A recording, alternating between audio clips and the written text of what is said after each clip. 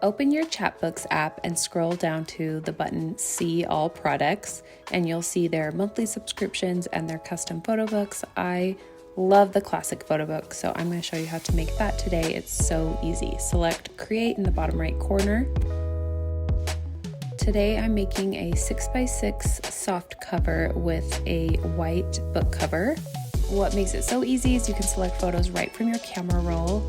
You can select up to 30, and then anything after that is an additional money. I'm going to change the cover. Right now I'm selecting the cover from the photos I just clicked, and then I'm going to crop it down so it fits perfectly and looks great for the front cover. Once I'm done selecting my front cover, I'm going to start rearranging the photos and put them in the order that I want. You can even change the picture to be a square. You can add text. You can even select multiple photos to make a collage on one page.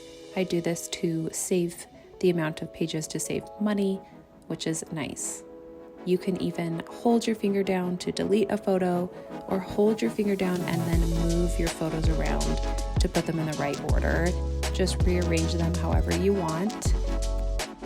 Once you're done, you can add to cart, and if this is your first purchase with Chatbooks, you can use my code COCO'S Caravan for 20% off your purchase.